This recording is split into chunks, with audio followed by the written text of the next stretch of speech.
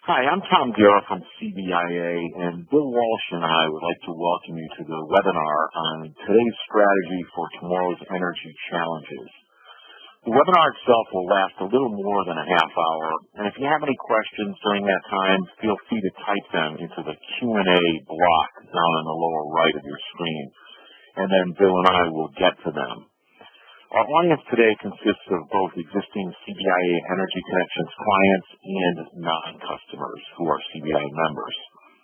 At the end of the webinar, we'll leave you with our contact information if you'd like to get in touch with us for more information or to inquire about getting into a contract. So in terms of today's program, basically, it will cover factors that drive electricity prices. I'll talk a little bit about energy constraints that we're faced with in Connecticut, New England, and the rest of the country. We'll also go over a long-term relief in the form of some planned infrastructure improvements and the timing of those improvements. And then I'll turn it over to Bill Walsh, and Bill will take you through some information about the energy connections approach, why we feel it's the best out there in the market. And we'll also cover some strategies to help you address the rising cost of electricity. To set the stage, I'd like to give you a little bit of an intro as to what we're up against here in Connecticut and all of New England. Connecticut and New England face a well-publicized energy challenge. There's a lack of sufficient energy infrastructure, which has been driving our electricity prices higher, and it's really limited our competitiveness as a region and the growth as a state. And it's strained systems, the infrastructure systems, to the point where there are serious energy reliability issues which threaten public safety and security. These challenges are going to continue until the region's infrastructure constraints are resolved. While Connecticut has always been one of the more expensive states for energy costs, we're at a critical point as more and more of our electricity is produced through natural gas-fired generation. In addition, the demand in our region has increased as more and more homes and businesses convert to natural gas for heat. This will be a recurring theme you hear today, this whole reliance on natural gas and the constraints we're up against. So last winter, we had a polar vortex combined with the increased demand, really saw an explosion in natural gas transportation costs for the first time ever. These natural gas transportation costs are likely to remain elevated for some time, and you'll learn more about that in a couple minutes. In fact, our state's severe natural gas pipeline constraints will continue to restrict gas supply, at least until the point when new infrastructure is built. As a result, it appears that the days of trying to beat the price of your last electricity contract and your last natural gas contract are over for the next few years at least. This is a graphic I wanted to go through today. Electricity rates across the country are expected to continue increasing under pressure from environmental regulations, the cost of modernizing the grid, and the fact that load growth is stagnant. As you can see, 4 of the top 10 most expensive states here are in New England, with Connecticut coming in at number 4. Our main problem here is we are severely limited by an outdated infrastructure for natural gas pipeline in our state. Despite huge discoveries of natural gas just a couple hundred miles away from us. Now, I'm talking about the Marcellus Shale play, which many of you have heard about. That stretches from Pennsylvania and West Virginia into Ohio, into upstate New York. It's a huge shale field, and it's the largest source of natural gas now in the United States. Despite this, we are still getting our natural gas from the Gulf of Mexico, and we are at the very end of a very long and expensive pipeline. So, as you just heard, New England relies on an increasing dependence on natural gas to produce electricity. Just for a little bit of a frame of reference, in the year 2000, 15% of the power produced in New England came from natural gas generation. Today, Over half of our power comes from natural gas plants.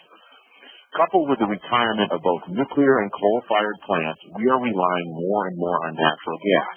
That's why in New England, electricity prices and natural gas prices move in tandem. The problem is, while our region has seen a huge increase in demand for natural gas, the pipelines that carry this into New England have not expanded for years. They haven't expanded at the same pace and have totally become constrained. This ties the natural gas transportation costs totally to the weather, as we saw last winter.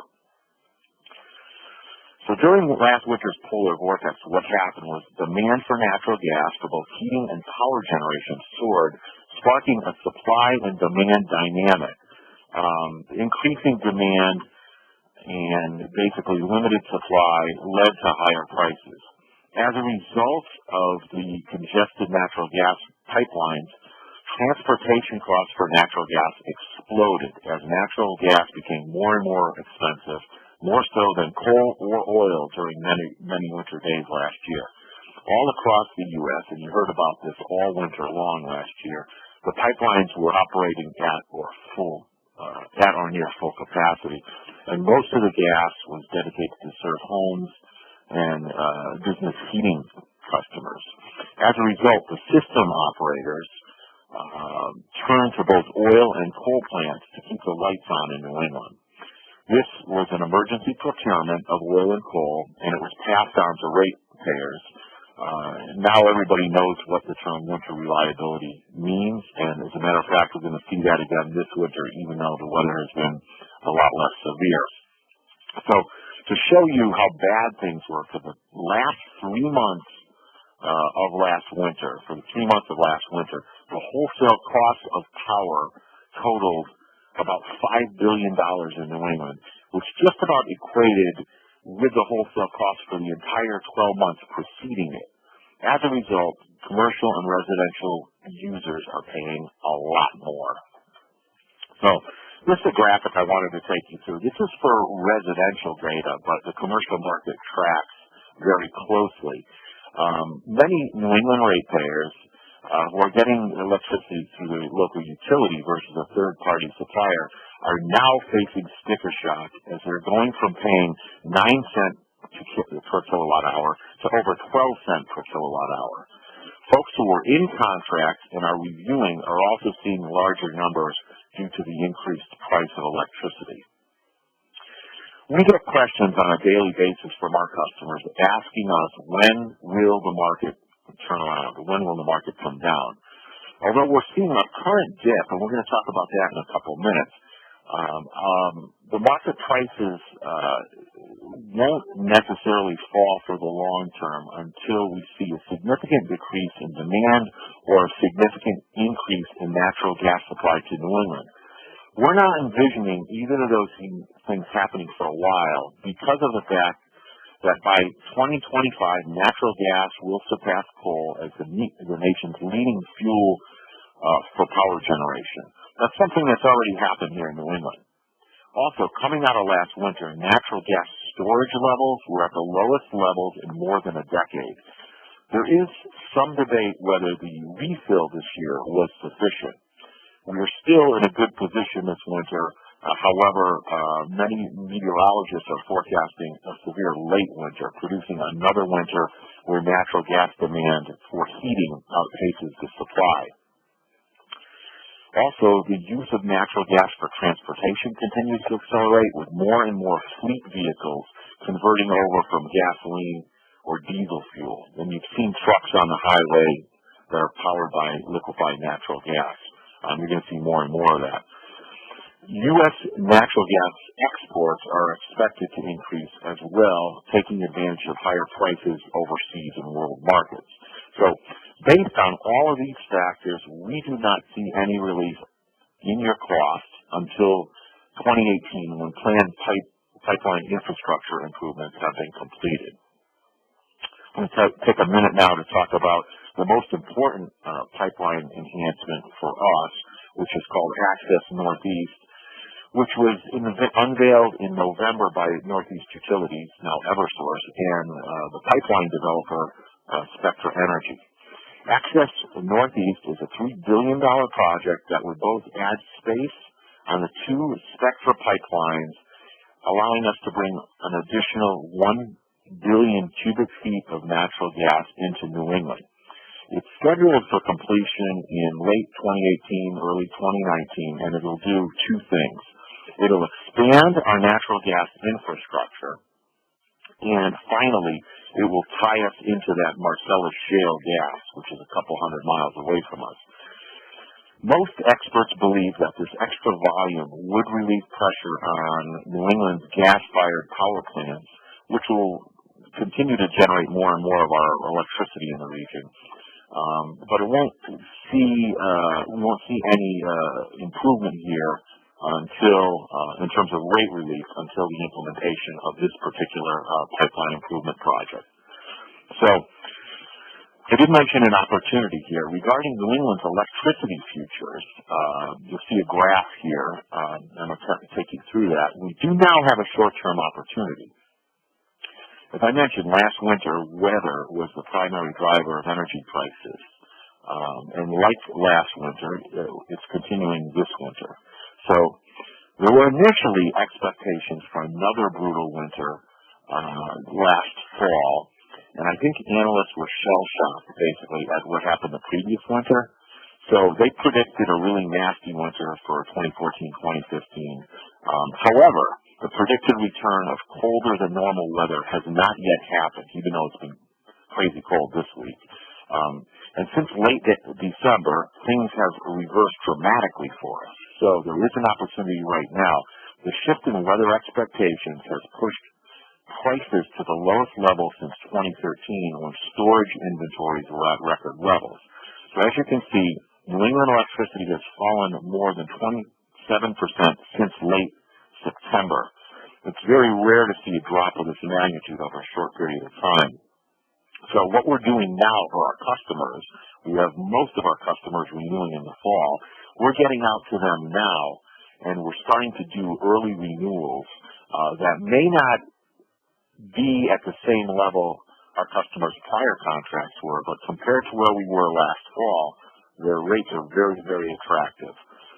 We believe that this is a limit opportunity, and as soon as a cold snap happens across the U.S., which meteorologists are predicting starting in mid-February for the last month of the winter, we think that opportunity is going to be gone as soon as the cold snap kicks in. And we're already starting to see slight elevations of these prices. This took us up until the midpoint in January. So this chart depicts New England wholesale electricity pricing for the next year. As I mentioned, I think these prices are already at risk as the temperature continues to drop across the U.S. So now I want to talk a little bit about energy connections and why we feel we have the better mousetrap. And then I'm going to turn it over to Bill. And he'll take you through some strategies as to what you can do in your particular situations to ease the pain of high electricity costs. So in terms of CBI energy connections, we've been around that since 1999, and we have an association with a company called USource that really is the supplier management piece of our equation. We've worked to serve as a trusted energy resource to our members for the procurement of both electricity and natural gas. Since inception, we've helped our members procure over 4 billion kilowatt hours of electricity and 22 million decatherms of natural gas, both inside and outside of Connecticut. We can do business outside of Connecticut if you have a plant outside of Connecticut in any of the deregulated states. So we'll go into a little bit more detail in a few minutes on that, but we have an intimate knowledge of what's going on in Connecticut, both with the market and with the utilities. And USource, our partner, has that national reach. So this combination enables us to advise our members on the best energy deals available. We have a process that's unique. It offers 100% transparency, and it forces suppliers to compete harder for your business. We have a proprietary auction bidding platform, And the suppliers bid and they provide their best prices one time. It's not a Dutch auction where they're continually trying to reduce their prices, because that approach only guarantees that you get the second best price. Our process allows those suppliers to provide their best pricing right out of the gate. Also, CBIA, as you know, is a membership-based organization. The most important thing we have is your member trust is most important. We always operate in your best interest, even if that means advising you to return to the utility until market conditions improve. We did this a lot last year because of the fact that the contracts we were putting in front of people were more expensive than the short-term utility prices. We've also seen this on the natural gas side because of the pipeline issues in the winter we face in New England. If the gas customer is a thermal load or primarily a heating load, in some instances we say, hey, it makes more sense for you now to go back to the utility. You will never see another supplier or another broker recommend somebody not do a contract with them. So we always operate in your best interest. So before I turn it over to Bill, I'd just like to remind you, you can type in your questions if you have them in that lower Q&A block. I see there are no questions, so I'm going to turn it over to Bill now. Thank you, Tom. I'm going to take a few minutes to explain the CBIA Value Proposition and lay out some strategies for your energy procurement. The first thing that we'd like to do is meet with you personally and sit down and review your energy requirements for both your Connecticut and also any out-of-state locations and discuss what's most important to you.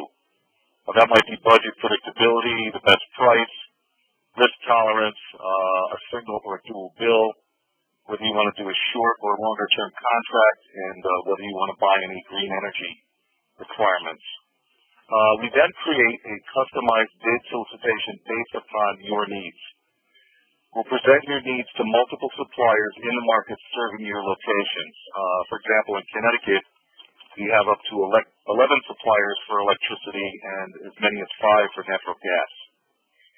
We'll solicit bids from these suppliers through our unique auction process, which presenting you with options and terms in a totally transparent fashion. In fact, nobody else does it exactly in this manner, to my knowledge. Then throughout your contract term, we monitor the marketplace to identify opportunities for future contracts that could present themselves at any time. We help you determine when it is the best time to go out to bid, and this is, based on discussions back and forth between you and us. We want to find out what pricing terms are most advantageous to you, whether you want to have a single or dual bill to fit your needs, because that can affect payment terms, which I'll get into later. We also can explore the option of an index contract with you, and I'll also reveal this information shortly. And if you're a gas customer, we look at your winter heating load to determine if a contract is in fact in your best interest. As Tom mentioned last year, we sent a lot of heating load customers back to the utility based on the prices we were getting for contracts. Again, this is something that's unique about CBIA. We are always recommending what's best within your best interest. Although we're constantly monitoring utility prices as an option for you, we don't recommend staying with the utility long term because because the utility is buying power on the open market like everyone else, but for shorter periods of time. And with more and more customers leaving the utility all the time, they're left with an aggregate profile of users who have an increasingly poor load profile and also credit issues, so they can't do a contract. And that results in less competitive pricing for the utility. Another reason we don't recommend staying with the utility for a long period of time is that PURA, the state agency, determines when the utility is allowed to buy power for future periods. And it's often driven by mandate, not by market conditions. For example, when they went out last fall to buy the power for the first half of 2015, prices were at their highest point. We also don't advise waiting until the last minute, which is typically 30 days out, prior to the end of your contract, and then you're at the mercy of the market at that point in time. We monitor the market for opportunities up to a year before the end of your contract, and we can advise you when it is a good time to act. We will explore and present alternative contract types, either fixed versus index, or multiple pricing options, single or dual bill, etc. We don't recommend going out to bid more than a few times due to the fact that suppliers will begin to add in margin on subsequent bids because of their time and effort involved. Regarding the duration of contract, we can also explore non-standard terms, those other than the standard 12, 24, 36, and 48 months, which might result in a lower contract price. We have tweaked contract periods to take advantage of what we call market sweet spots, and by that we will adjust the months, the start date, and the end date to give you the lowest pricing.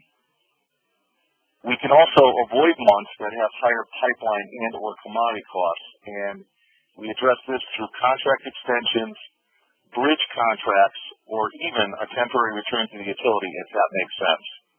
So Bill, I got a question from one of our customers and attendees, and the attendee asked, you talked about early renewal. If we're already in the program and signed in the fall but go into an early renewal, are the prices as a result of that only effective next fall, or can we change our current pricing that is so high as a result of a fall contract? Well, if you've done a fixed price contract, you are unfortunately at the mercy of the market conditions that exist. So suppliers are not going to rewrite a contract, mid-term, because you lock in and then prices sell. Unfortunately, it doesn't work that way. Right. We can do early renewals up to a year out, though. So if you're coming due, we're doing stuff now for December 15 because of the current market prices. So, that's a good way of staying on top of things as well. Right.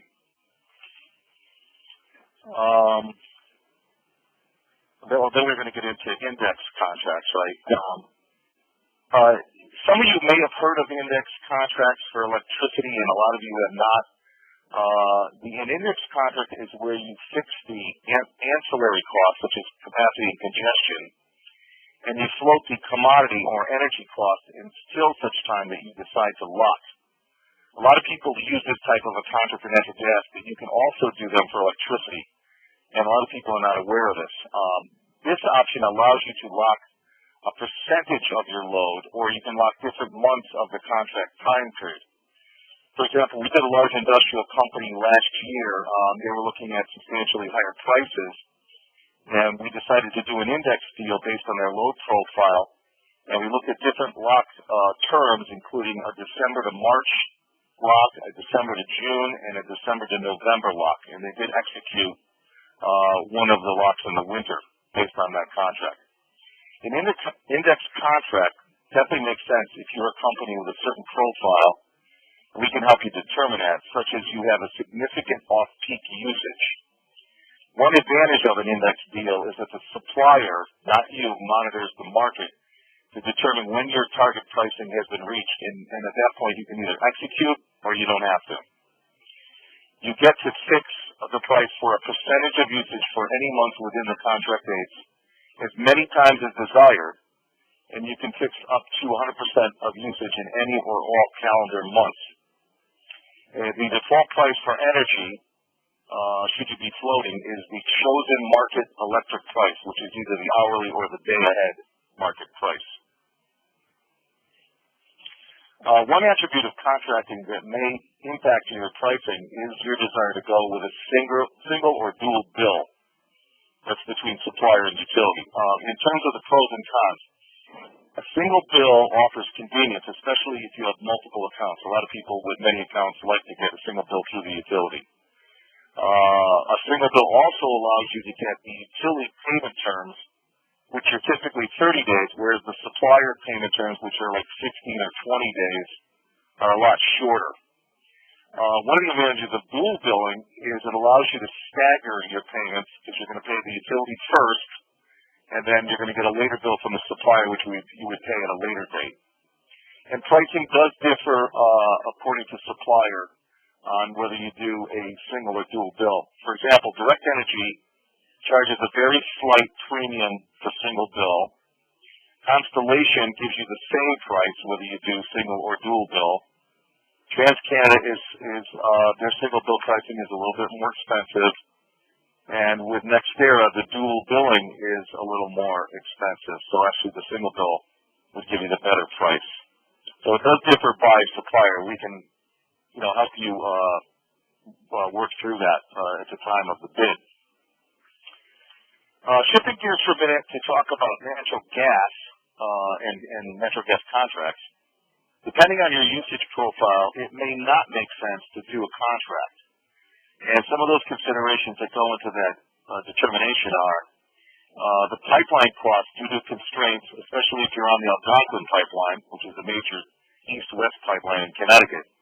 It made it very difficult for customers with heating loads to even do a natural gas contract. In this case, it might make sense to return to the utility. Please keep in mind on the gas side, if you do return to the utility, it will be for a minimum period of 1 year, but you can go back for a year and we can go out, 3 months later and put you out to bid for another contract that would start in 9 months at the end of that 1 year cycle. So you can get back into the market if market conditions improve. In fact, we do continue to monitor the market, Tom and I, and also the people at EcoSource, and we do it on a daily basis. And we can identify opportunities when it makes sense to get back into a contract, of course, when more favorable conditions are present. And this is, I think, a very key point. One of the clauses that sets our program apart from other brokers, aggregators, and there's plenty of them out there, is that all of the largest and most competitive suppliers are competing for your business on a level playing field. This is a partial list, but we're always adding suppliers. All the biggest and the best are here, and that's who you want to be competing for your natural gas or electricity contract. Thanks a lot, Bill. We did get some questions in I'm going to address in a second. So in terms of why we feel we have the better mousetrap, as I mentioned, we've got now 16 years experience of understanding the nuances of Connecticut's gas and electric markets. It gives us the ability to provide guidance to you on all aspects of energy purchasing. And that's why we're getting out to a lot of our customers now who are not renewing for 11 months and saying, hey, we've got an opportunity here. Check this out. Listen to us. We do believe it's a good time right now to seriously look at getting into a contract, your next contract. So we understand the big picture. We understand the fine print of the contracts we put in front of you. The relationship we have, we touched a little bit upon this with EcoSource, allows us to provide both the national and local market expertise really required to secure the best price and terms in a capacity that best meets your needs. We often hear from customers that they're thinking of changing buildings 2 years down the road.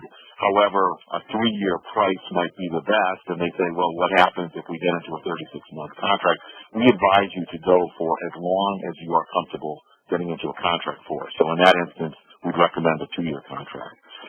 We always operate in your best interest by soliciting bids on your behalf from multiple suppliers. It's totally transparent. We do it when market conditions are most favorable. CBIA Energy Connections allows you the freedom to concentrate on what's most important to you, and that is your business. So now I'm going to talk a little bit about the questions we got in. One question is, when the extra pipeline is done in 2018-2019, will electrical prices just level off, or do you feel that they will drop? And, Bill, you can comment on this as well. I personally think that's the million-dollar question. We know, based on today's capacity, the pipeline enhancements that they're building would provide what we need for this region. However, since that is still 3 and 4 years away, I wonder whether or not the demand that we'll have in 2019 is going to be a lot more because of the fact that more businesses and homes are converting to natural gas. If that is going to be sufficient. So again, I don't have a crystal ball. I wish I knew. A lot of the suppliers we deal with are pricing value in today for that longer term that won't necessarily be there in a couple of years. So I don't know if you have any other insight in that. No, Tom, I was going to say basically what you said is that on the plus side, you're going to have the lower transportation costs in getting gas from the Marcellus as opposed to the Gulf of Mexico. So that would theoretically drop, the transportation costs for natural gas and therefore help electricity. But as you mentioned, you've got all these other things, a growing demand of conversion to natural gas. You've got fleet vehicles switching to natural gas, and probably the biggest factor that I can see coming down the pipeline, pardon the pun, is that natural gas prices here in the United States, which are $3 a decatherm, are like $12 or $13 in the UK and $18 a decatherm in Asia. So I expect to see a lot of natural gas liquefied, put on a tanker, and shipped overseas for healthy profits. So that's also going to put a damper on the natural gas supply. So I think we're going to get a mixed bag. And it's really hard to predict if we're going to see a substantial drop. I wouldn't expect a big drop. I would expect a leveling off or maybe a slight drop at best. That would be my guess. I agree. Next question comes from one of our customers, and the question is, how soon do you feel we should start discussing the next locked-in rate, the next contract? We're due for a contract this coming December. Well, if we haven't reached out to you already, we will be shortly. We are getting in touch, as I said, with all of our September through December renewals right now because of the fact that there is this opportunity now that is represents the best prices that I've seen in the past 18 months.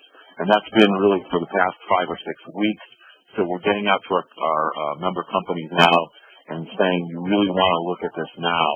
The prices are, like I said, they may not be as low as your last contract. However, we really believe that beating your last contract, those days are over, and you should start to look at budget predictability for the next 2 to 3 to 4 years going forward, and the time is right now. So we will be in touch with you if we haven't been yet shortly, and we're doing a lot of, like I said, a lot of early renewals this year because of the fact that, the utility is now well over 12 cents for both UI and CLMP, and the prices we're putting in front of people are up to 3 cents or less below that utility price.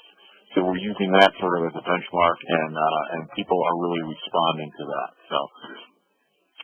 So anyway, this is our contact information. This is the lovely picture of Bill that I selected to put up here. Yeah, thanks, Tom. For those of you already doing business with us, you'll be hearing from us. We'll continue